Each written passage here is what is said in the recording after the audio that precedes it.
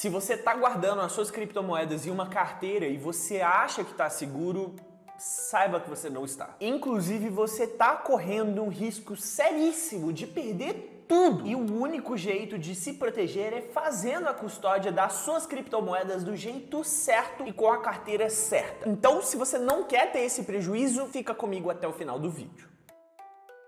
Oi pessoal, tudo bom? Meu nome é Arthur, seja muito bem-vindo a mais um vídeo aqui do meu canal. Eu gosto bastante de falar sobre criptomoedas, sobre investimentos. Então, se você gosta desse tipo de assunto, se inscreva aqui no canal e ative o sininho das notificações. E bem, já vamos aos conceitos de uma vez. Primeiramente, eu preciso explicar para você o que é posse e o que é custódia. Isso aí é uma coisa muito simples e muito básica que inclusive foge aí do tema das criptomoedas, porque isso pode se aplicar com qualquer coisa. Inclusive, eu vou utilizar aqui, ó, esse lápis de exemplo, beleza? Posse é quando você tem uma coisa, é uma coisa muito simples, né? É o meu lápis, eu posso fazer o que eu quiser com ele, eu posso apontar ele para eu escrever, eu posso escrever com ele, eu posso quebrar ele no meio se eu quiser, eu posso jogar fora, mas ao mesmo tempo, existe também alguns riscos que eu posso correr com ele. Se eu não for uma pessoa que eu tomo cuidado aqui com o meu lápis enquanto eu tô utilizando sem a intenção de quebrar ele porque eu tô querendo quebrar, ele pode muito bem quebrar, ele pode muito bem cair no chão e quebrar ele todo por dentro e eu não consigo usar mais, porque eu aponto e a ponta sai. Pode acontecer também de eu deixar ele em algum canto e perder e eu precisar comprar outro lápis porque esse aqui não vai estar mais utilizável. Tem pontos bons de eu ter o lápis, que é o fato de ele ser meu e eu poder utilizar ele, e existem pontos ruins, que são os pontos de eu precisar tomar cuidado para não quebrar e para não perder. Existe a possibilidade também de chegar a minha namorada, eu falar, aqui, toma esse lápis pra você, segura ele aqui pra mim, toma conta dele aqui pra mim, ele é meu, mas toma conta aqui pra mim. Nesse momento, o lápis vai estar na posse da minha namorada. Sim, quando você tem propriedade sobre alguma coisa sua e você passa a posse dessa sua propriedade para alguma outra pessoa, você diz que essa coisa está custodiada. O meu lápis está custodiado na mão da minha namorada. E dependendo das permissões que eu der para ela pode utilizar, mas ela precisa tomar cuidado, porque se ela quebrar o lápis ou se ela perder o lápis, nesse momento a culpa é dela. E como eu dei o lápis como custódia para ela, teoricamente ela precisaria me dar ali o outro lápis, mas existe a possibilidade dela só falar, me desculpa, eu perdi o lápis, bora pra casa da minha amiga.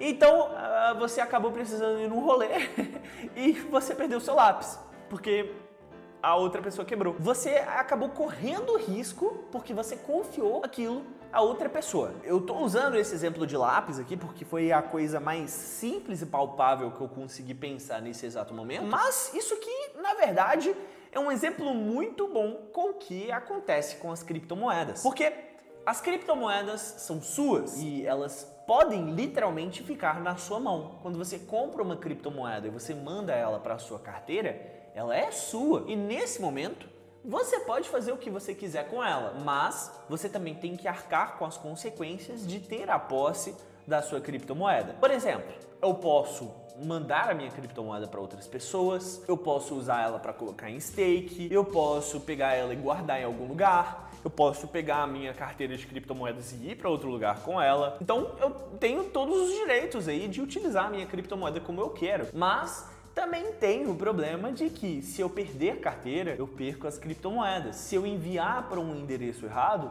eu perco as criptomoedas. Existe toda uma relação de posse com as criptomoedas, mas na maioria das vezes, as pessoas deixam as suas criptomoedas, que são sua propriedade, custodiada com outras pessoas. Esse aí é o caso quando você compra uma criptomoeda em uma exchange e você deixa a sua criptomoeda lá dentro da exchange e meio que não mexe em nada, só deixa lá. É muito bacana porque quando você faz isso, você acaba tendo todas as consequências muito iguais às de você emprestar o lápis para sua namorada ou para o seu amigo, porque a corretora precisa guardar suas criptomoedas, mas se for hackeado, você perdeu as suas criptomoedas e se a exchange quebrar, muito provavelmente eles não vão te devolver, assim como foi o caso da FTX. Se a exchange tiver qualquer problema, se o governo, por exemplo, chegar lá e falar, não, congela a conta do Arthur, ele vai congelar a conta do Arthur. Isso aí tem toda uma relação de posse e toda uma relação de custódia. E agora que você já entendeu o que é posse e custódia, segura esse conceito aqui na sua cabeça que daqui a pouco a gente vai utilizar ele, que ele é muito importante, mais pro final do vídeo. Agora a gente precisa falar sobre carteira de criptomoedas. Eu disse sobre carteira agora há pouco, mas o que raio é essa tal dessa carteira de criptomoedas e por que as pessoas falam tanto sobre ela? E a carteira de criptomoedas é análoga a uma conta corrente do banco. Uma coisa muito simples, é o endereço a qual você recebe ou que você envia criptomoedas. Resumidamente, toda vez que um novo usuário entra na blockchain, ele recebe aí uma chave privada e uma chave pública, assim tendo uma carteira. E acabei de introduzir outro conceito importante aqui para o nosso vídeo, que são chaves públicas e chaves privadas. Olha só, essas coisinhas são conceitos muito importantes para você entender quando você fala de criptomoedas, porque elas são basicamente o que permitem que você receba e que você envie as suas criptomoedas. A chave pública é a parte mais fácil de explicar nesse vídeo aqui, porque ela é muito parecida com um e-mail. Quando você quer receber um e-mail de alguém, você precisa enviar o seu endereço de e-mail para aquela pessoa. Você envia aí o endereço de e-mail para ela, e aí ela pega, escreve o e-mail e envia para o seu endereço. Da mesma maneira, uma pessoa que está querendo enviar criptomoedas, pega o seu endereço de criptomoedas e coloca lá e envia as criptomoedas. O nome desse endereço é chave pública e é a parte mais fácil. Ela você pode compartilhar com todo mundo, que não tem problema, não tem como hackear uma pessoa por meio de chave pública, porque ela foi feita para isso. Agora, a chave privada é uma coisinha diferente, porque ela é basicamente uma chave da sua casa mesmo. Como você não compartilha a senha aí do portão da sua casa numa recepção, porque você não quer que pessoas aleatórias entrem dentro da sua casa, e você não compartilha a sua chave privada porque você não quer que pessoas aleatórias entrem dentro da sua carteira. Basicamente, a chave privada é o que permite que uma pessoa acesse a carteira e envie criptomoedas para lá e para cá. Então, alguém precisa cuidar de uma chave privada para que não haja nenhum hack dentro da sua carteira, que ninguém acesse ela. E aí, a gente chega no outro conceito que vai ser o que a gente vai trabalhar com ele ao longo do vídeo todo agora, tá? A gente vai bater nessa tecla bastante, então presta bastante atenção, tá? Presta aqui bastante atenção, porque é uma parte muito importante. Existem dois tipos de carteira dentro do mercado cripto. Existem as carteiras não custodiais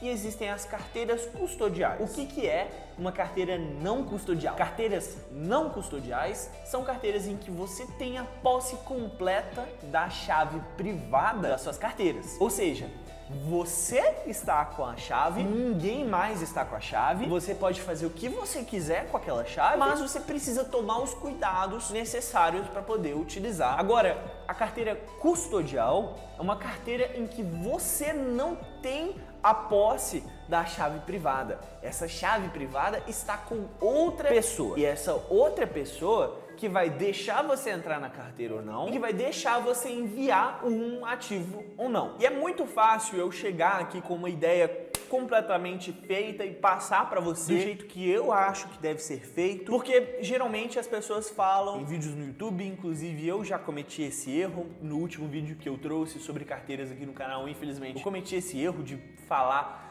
exatamente da maneira que eu acho que tem que ser, porque geralmente as pessoas falam que você precisa ter as suas criptomoedas em carteiras não custodiais por questões de risco, mas é muito importante você entender que existe risco em ambas as maneiras de você armazenar criptomoedas. Existe muito risco em você deixar as suas criptomoedas dentro de carteiras custodiais, mas também tem muito risco de você deixar suas criptomoedas numa carteira não custodial se você fizer da maneira errada. Eu separei aqui quais que são os riscos atrelados a você fazer a autocustódia e os riscos atrelados a você fazer a custódia com terceiro. Quando você está fazendo autocustódia, existe o risco de você enviar para um endereço errado. Caso você copie, por exemplo, endereço de uma rede e envie em outra, nesse caso você enviou as suas criptomoedas por um endereço inválido e elas não podem ser recuperadas porque todas as transações dentro de blockchain são finais. Uma vez que você fez uma transação, ela nunca mais vai voltar atrás. E se você cometer um erro, se você copiar errado, se você enviar para uma carteira que a pessoa não tem mais acesso, você literalmente acabou de jogar o seu dinheiro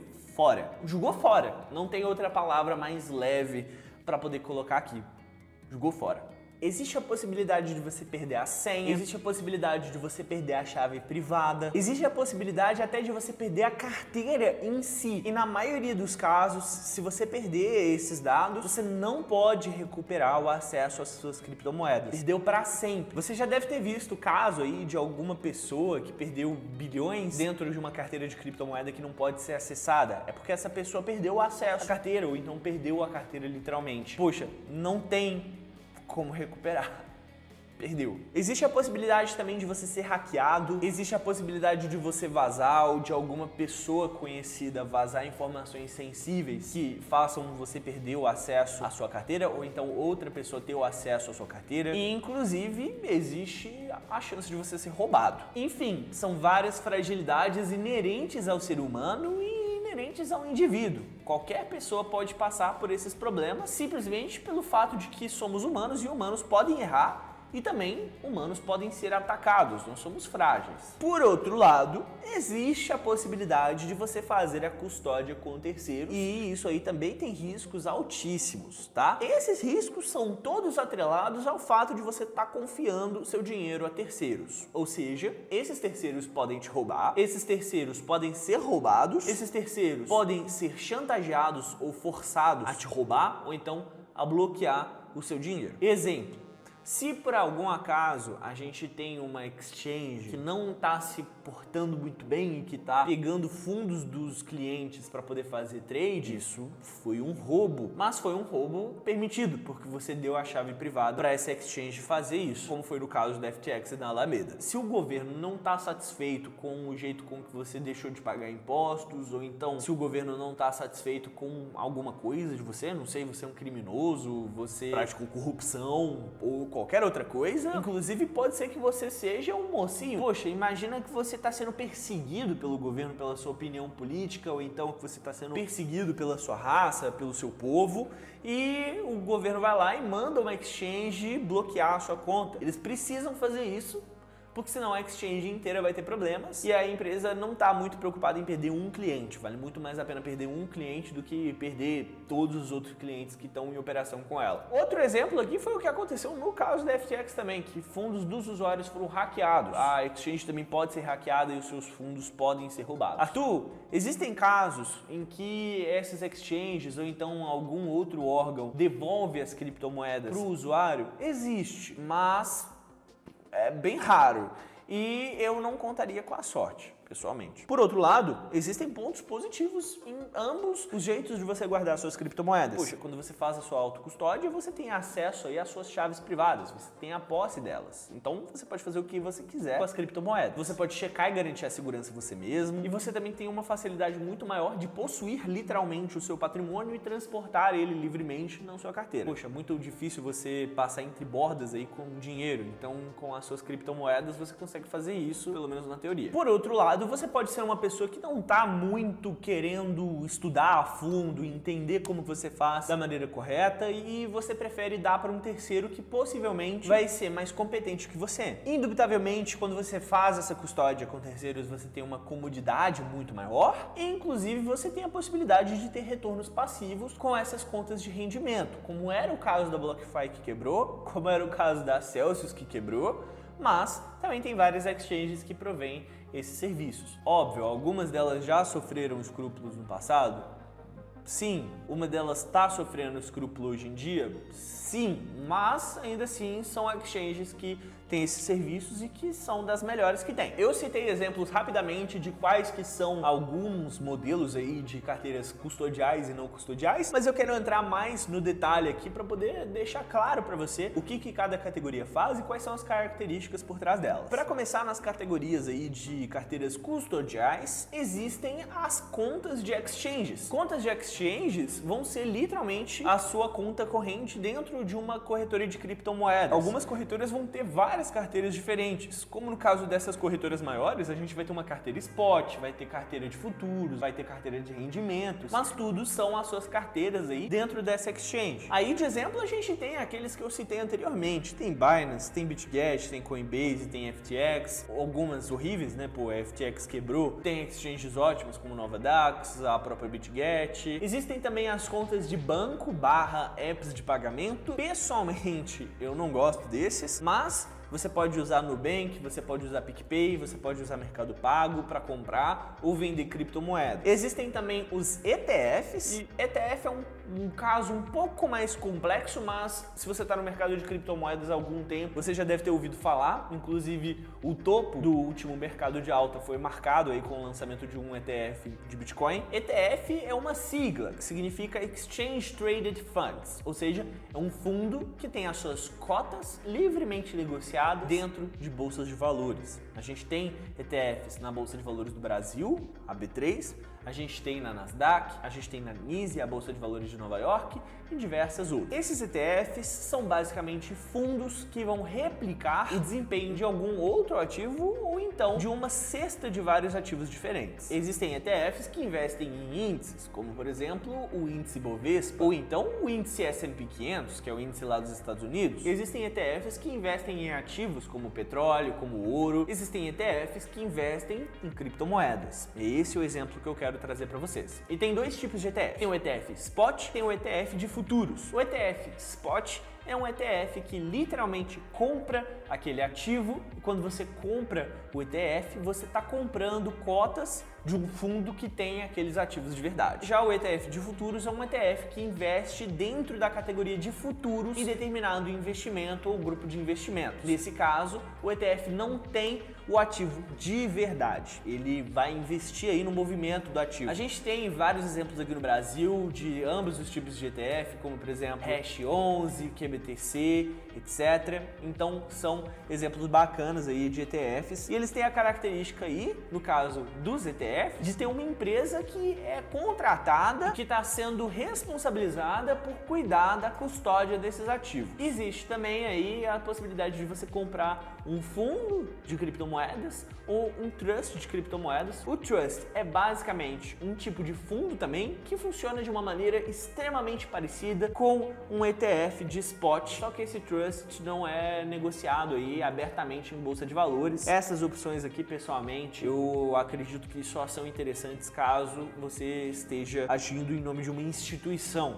como uma empresa, um governo, etc. Geralmente faz mais sentido para instituições comprarem por esses veículos. Agora, as categorias de carteiras não custodiais são as cold wallets, ou seja, as hardware wallets ou as carteiras físicas que eu mostrei para vocês. A gente tem três principais que eu acho que são as mais interessantes para falar aqui, mas existem várias outras.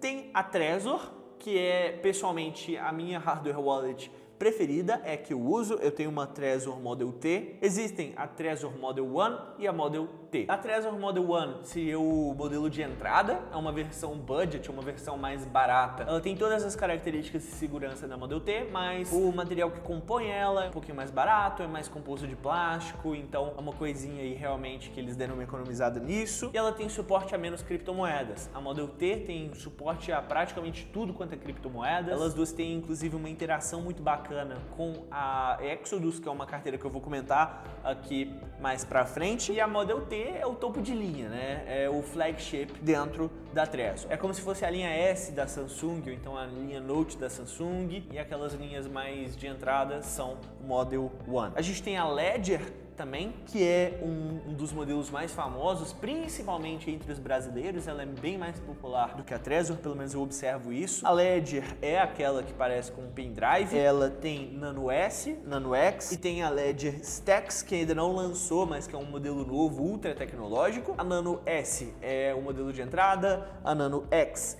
é um modelo mais flagship e a Stacks é teoricamente aí a Ferrari das carteiras de criptomoedas. Ela é muito bacana, tem uma tela com touchscreen usando aquela tecnologia Ink e ela é completamente offline, mas você consegue fazer uma série de coisas muito bacanas com a stack. Tem também as Paper Wallets, que foi a que eu comentei anteriormente, esse modelo aqui, e tem as Hot Wallets, as carteiras quentes, que são as carteiras conectadas com a internet, que tem aí a Exodus, que foi a que eu comentei anteriormente, tem a Coinbase Wallet, tem a Coinome, tem a Trust Wallet e tem a MetaMask. Todas elas são carteiras gratuitas e algumas delas têm características diferentes. A Exodus é uma carteira de desktop que também tem aí a versão no celular. Ela é de código fechado, ou seja, não é qualquer pessoa que pode entrar lá e observar o código da Exodus. Muita gente não gosta disso. Todas as outras, pelo que eu sei, são de código aberto. Pessoalmente, eu gosto muito da Exodus porque ela é uma carteira muito fácil de utilizar, ela tem uma interface muito bacana e ela tem aquela conexão com a Trezor Model T e Trezor Model One que eu comentei. Então, como eu tenho uma Trezor, eu tenho toda a segurança da Trezor e eu não me preocupo em perder as criptomoedas por causa de qualquer coisinha dentro da Exodus. Então, para mim, ela ser de código fechado ou código aberto não faz diferença. Mas, caso você vá usar só Exodus, eu não usaria por causa dessa característica. Eu uso porque eu uso as duas em conjunto. A MetaMask é um caso diferente porque a MetaMask tem um risco um pouco maior por causa da conexão dela com a internet. Existem muitos sites que são feitos aí de phishing especificamente para pegar pessoas que estão usando a MetaMask e que não cuidam muito bem da segurança. Cara, nessa altura do campeonato você já sabe praticamente tudo sobre todas as opções possíveis para você guardar suas criptomoedas. Mas eu prometi para você que eu ia fazer uma consultoria grátis e que eu ia te mostrar aí qual que é a melhor maneira de você guardar as suas criptomoedas. Existem 4 perfis de investidor que querem usar aí as criptomoedas e você inevitavelmente vai se encaixar em alguma delas, por mais que seja um pouco mais generalista. Primeiramente, existem pessoas que têm pouco dinheiro e existem pessoas que têm muito dinheiro. E o que eu quero dizer com pouco dinheiro ou muito dinheiro? Pouco dinheiro é uma quantidade de dinheiro que você considera pouco para você, que você não ligaria se você perdesse. Arthur, eu não ligo de perder R$50. Então isso para você é pouco. Se for R$51, você liga para perder, então para você isso é muito dinheiro. Isso aí vai ser uma coisa muito diferente, tá? Então vai variar de pessoa para pessoa. Pessoalmente, eu acho que R$1.000 para cima para mim é muito dinheiro. Eu ficaria triste se eu perdesse R$1.000, porque eu prefiro guardar, comprar criptomoedas. Mas se fosse uma quantidade menor, eu ficaria triste, mas não seria o fim do mundo para mim. Então, para mim, isso é pouco dinheiro. Um outro perfil é o quão dedicada ela está para usar o mercado cripto e o quão dedicada ela está para aprender a maneira certa e tomar cuidado das suas criptomoedas. Se for uma pessoa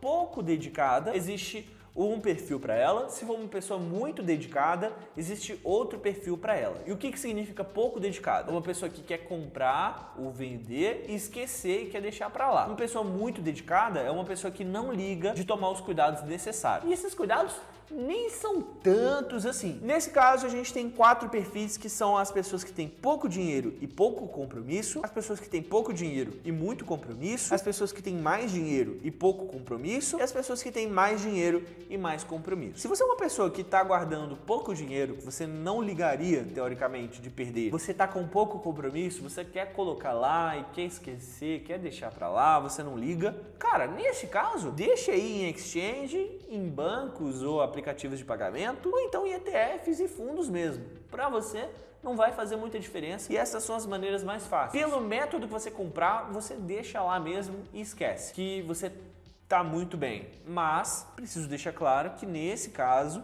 é o caso que você tem pouco dinheiro. Se é dinheiro que você liga de perder, que faria falta para você, você já entra na categoria de mais dinheiro. Se você tem pouco dinheiro, mas você tem muito compromisso e você não liga de utilizar aí os mecanismos que o mercado de cripto dá para você, então nesse caso o melhor para você vai ser usar uma boa hot wallet. Vai ser uma dessas opções que eu comentei para você. Existem outras opções também, mas eu acho que essas são as melhores. Eu gosto muito da Exodus, eu gosto muito da MetaMask, gosto muito da Trust Wallet. Essas pra mim são as 3 melhores, mas qualquer uma dessas aqui tá muito bem. Você vai comprar dentro de uma exchange, você não vai poder comprar em banco ou app de pagamentos tipo PicPay e Mercado Pago, ou então por meio de ETFs e fundos. Você precisa comprar numa exchange ou então por P2P, e aí você envia essa criptomoeda para a sua carteira privada, que é aí a sua Hot Wallet. Nesse caso, a sua segurança é muito maior, mas você precisa tomar os cuidados porque você já está fazendo autocustódia. Se você tem mais dinheiro, mas você ainda tem pouco compromisso, você está querendo investir bastante. Poxa,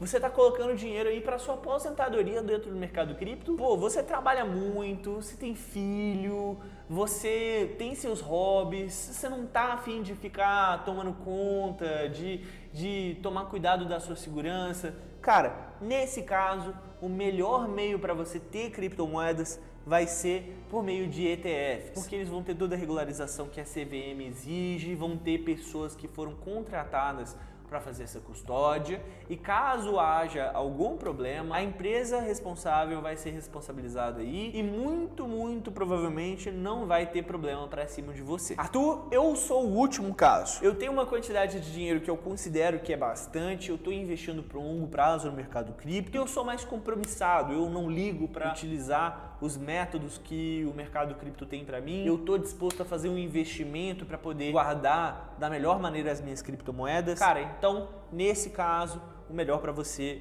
vão ser as cold wallets. Você vai colocar aí o seu dinheiro dentro de uma hardware wallet e ela vai ficar segura com as suas chaves privadas offline. É o creme de la creme do mercado cripto, é a maneira mais segura de você armazenar as suas criptomoedas. Lembrando aqui, pessoal, que não é porque você se enquadra de uma maneira que você não pode se enquadrar de outra em um outro momento, ou então que você não pode se enquadrar das duas maneiras ao mesmo tempo. Pessoalmente, eu utilizo Hot Wallets e Cold Wallets, porque eu tenho dinheiro que eu guardo em Bitcoin e Ether, que para mim são as maiores quantidades, e essas são as quantidades que eu ligo bastante de perder, e essas estão em Cold Wallets. Mas eu tenho várias outras altcoins, e eu deixo essas altcoins, que não são uma parcela tão relevante assim, é menos dinheiro, dentro de Hot Wallets. Elas estão muito bem seguras lá, e geralmente essas altcoins vão ser as moedas que eu vou fazer mais trade, que eu vou me movimentar mais, que eu vou utilizar dentro de DeFi. Então essas moedas precisam estar mais acessíveis ali. Então eu utilizo Cold Wallets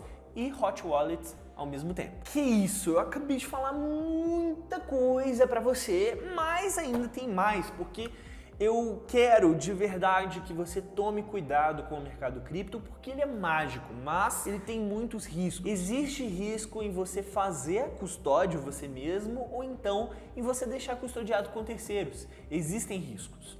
E, assim como existem riscos, existem meios corretos de você minimizar esses riscos e ter uma chance muito menor de você perder o seu dinheiro. Para começar, se você quiser minimizar o risco investindo de maneira custodiada, existem alguns passos que você precisa tomar. Para começar, se você tem 10 mil reais para investir e você está querendo deixar em contas de exchanges, cara, pega 10 exchanges que você confia.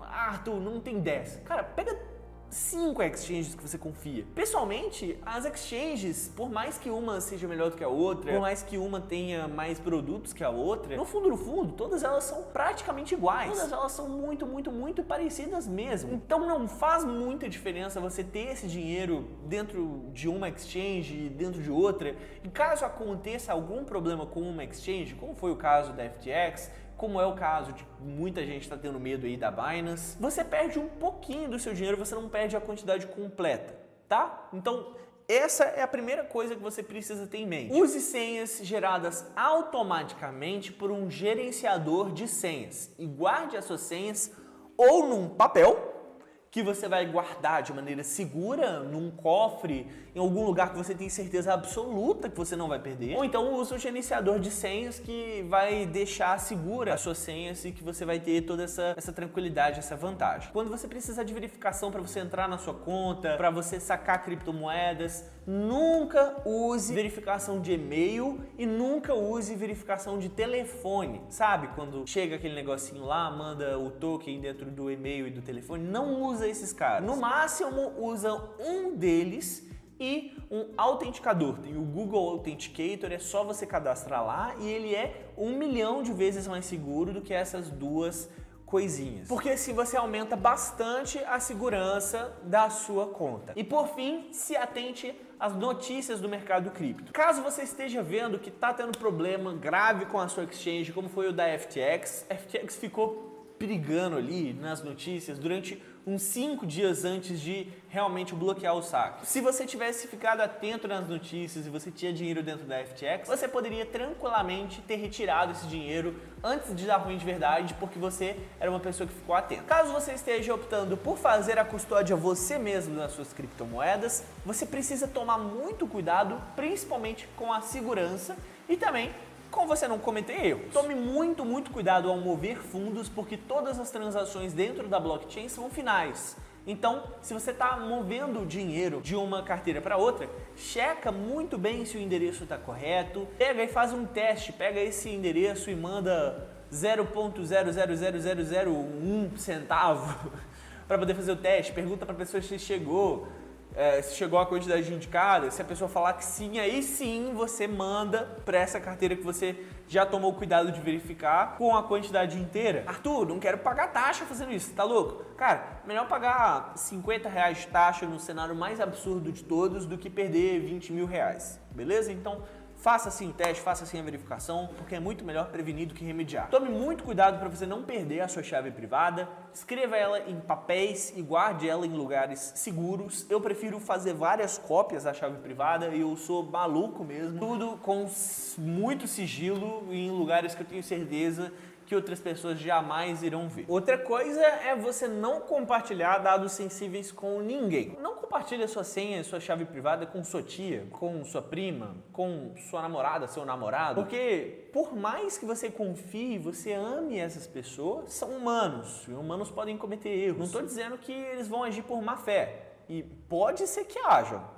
Tá? Não estou dizendo que vão, mas existe essa possibilidade. Essas pessoas também são humanas, elas também cometem falhas, elas podem comentar com outra pessoa e a pessoa chegar lá e cometer um atentado contra você, e você não quer isso de jeito nenhum. Pessoalmente, eu gosto muito da autocustódia, e se você tomar esses cuidados que eu acabei de contar para vocês, a segurança é praticamente absoluta. E você nem precisa mesmo investir R$1.000, R$2.000, R$3.000 em uma carteira física. Você pode fazer autocustódia com carteiras quentes, com hot wallets, sim, com carteiras para celular que são completamente gratuitas. Eu comentei sobre várias delas aqui, mas nesse vídeo aqui eu expliquei todos os detalhes sobre as melhores carteiras de criptomoeda gratuitas para celular. Então, clica nesse vídeo aqui que você vai aprender tudo sobre essas carteiras.